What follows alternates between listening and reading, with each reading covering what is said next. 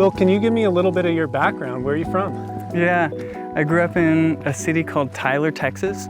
It's between Dallas and Louisiana. And I went to a public high school that was called Robert E. Lee High School. I don't know if I've ever told you that or not. I was a part of a big campaign to change the name of the high school a few years ago that was unsuccessful. And the high school is still named Robert E. Lee.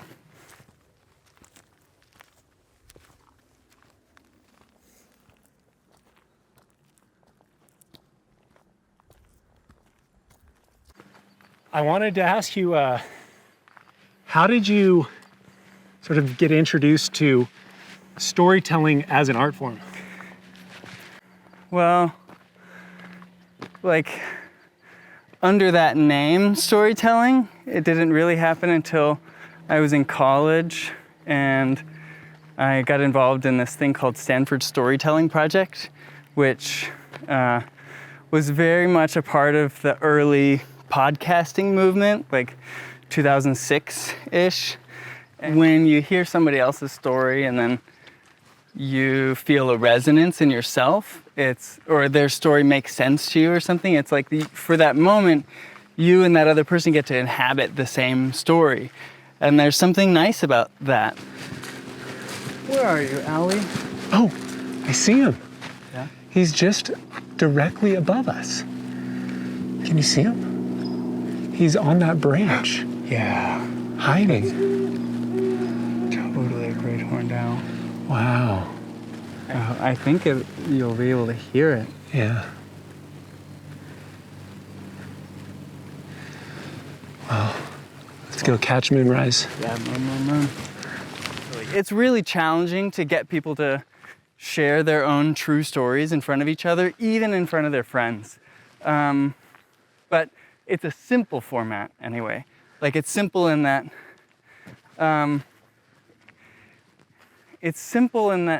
people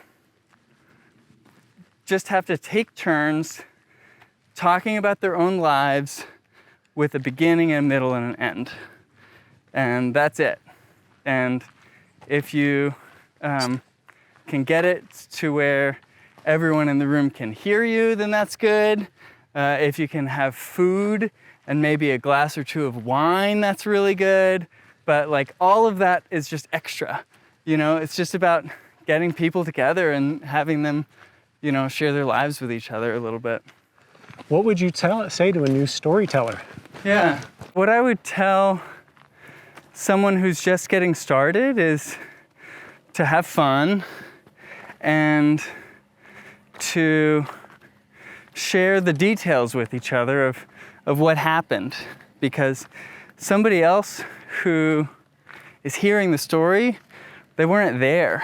And so the only thing that they know is what you're saying. And we all have these like deep memories, rich with smells and, you know, sights and sounds. And if we're not verbalizing what we saw and heard and smelled, then the person who's listening to the story is never going to be able to understand what it was that you went through. And like I feel like I'm such a beginner still at that, you know? Oh, there it is. Oh, yeah.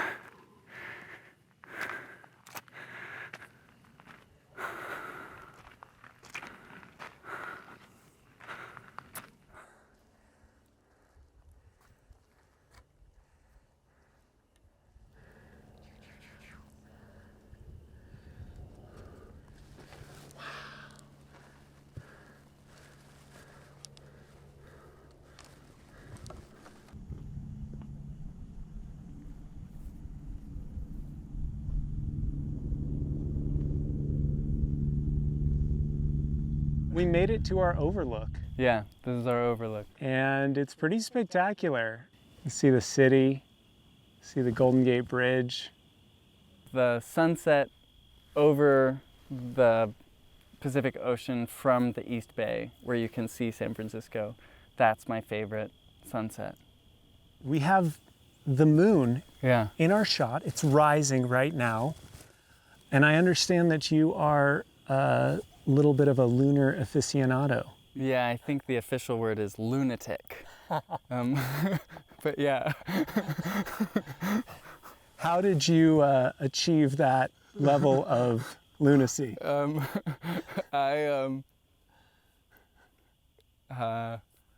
I over time have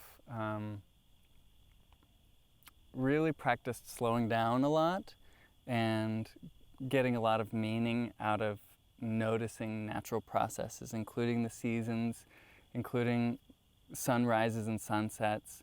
And the big one that didn't begin until I was already around 20 years old was the lunar month, where rather than just having the moon be this thing that I would notice in the sky some of the time, I could watch it day after day after day and watch it change throughout the course of a 29 or 30-day cycle. I mean, you've gotten into it a little bit, but do you have any like stories about the moon? Yeah. I mean, so that was like 10 years ago, right? Or, yeah, I'm 34. That was 14 years ago when I was first like starting to establish a kind of relationship with the moon.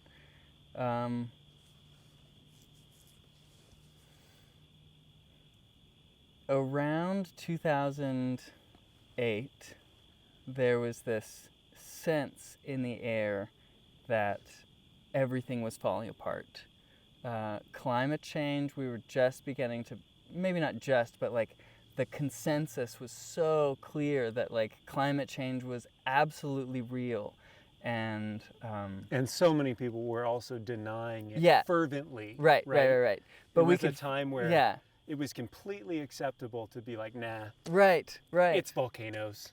But others of us were just like looking at the numbers and seeing like this is happening. Yeah. And you know that movie 2012 came out that was all about, but like the thought that the Mayan calendar, which was thousands of years old, was going to end at the end of the year 2012.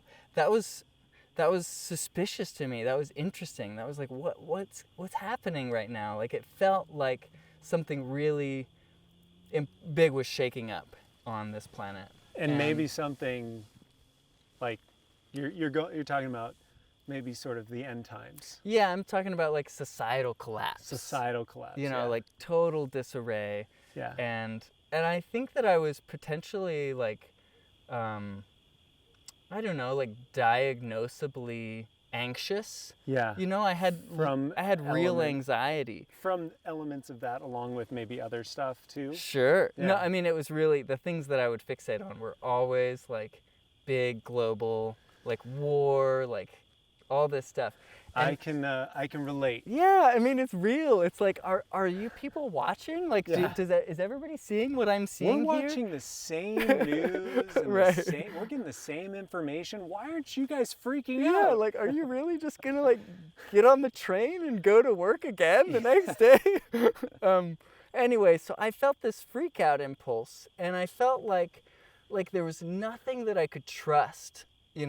Anywhere. Like all of it could fall apart at any moment. And the moon, at the same time, was this constant thing. Like you can't stop it. It's always going to be there. It's always going to come back. It's always going to come back. And that for me was a really grounding experience. And grounding is silly because it's like not on the ground, but it was grounding in a planetary way, like grounding in this solar system, grounding in this moon Earth system. Yeah, it gives you some perspective. Yeah, I can see that for sure. Well, and it helped me to like let go. I think, like I couldn't. It was something that I could hold on to. We're getting dark, yeah. Yeah, it still looks pretty good. It's so good. What were you about to say? Well, how have you, I feel that a lot. I still feel anxious about societal collapse. I mean, every single year we hear it's the hottest year. Every single fire season we hear that it's the worst fire season. Yeah. Or typhoon season. I think it was 14 typhoons in in the Pacific this year. And the same thing is true in the Atlantic with hurricanes. Like, so we keep hearing all of this stuff.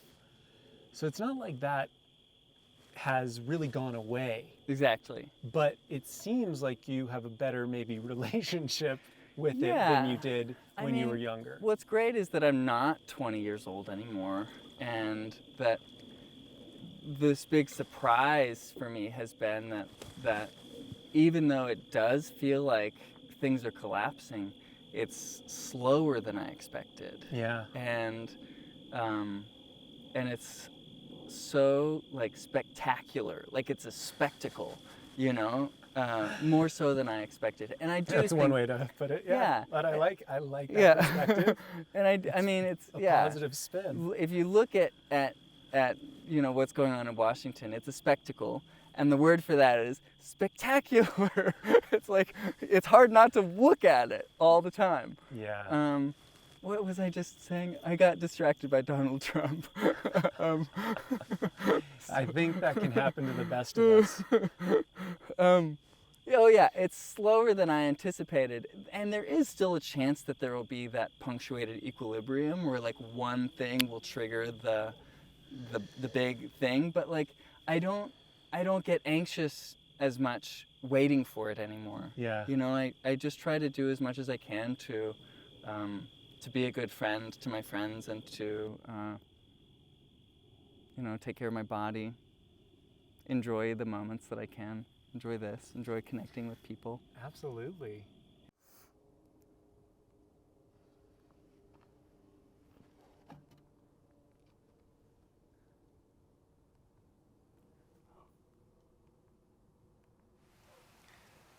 There certainly is a type of peace when all the color starts to fade out of being.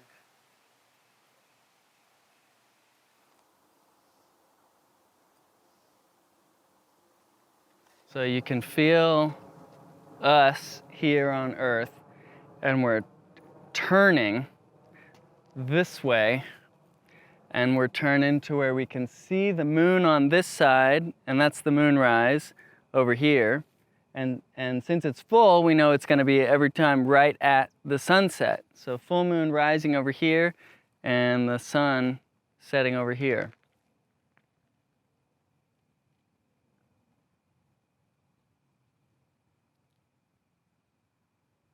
And you know, I feel like there's the obligatory Buckminster Fuller reference, where like it's important to note that the sun is not really setting and the moon is not really rising, but it's this earth turn thing that's happening.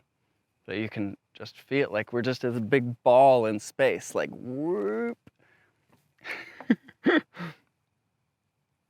doesn't feel like we're moving fast, but we're flying. Yeah, super fast. And what's crazy to me too is like the speed of the earth turning is less than the speed that the earth is moving around the sun, which is less than the speed that the sun and the earth are moving around the center of the Milky Way galaxy, which is less than the speed at which the entire Milky Way galaxy is moving away from the Big Bang spot. Yeah, like we're moving so fast.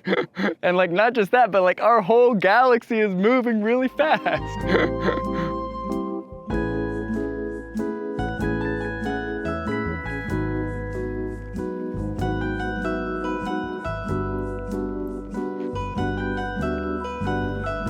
This one's called Moon Meter. The full moon rises at sunset, and every single time you can feel the earth between the sun and the moon in space. Sun in the west, full moon in the east, every time. Hold to the moon and the moon holds you too, pulling your body of water the way it pulls the ocean's tides while the earth spins inside its orbit, forgetting, remembering, forgetting, remembering. When you see it at sunset, it's waxing. See it at sunrise, waning. Tomorrow's moonrise will come a little later than today's. Every time, count on this.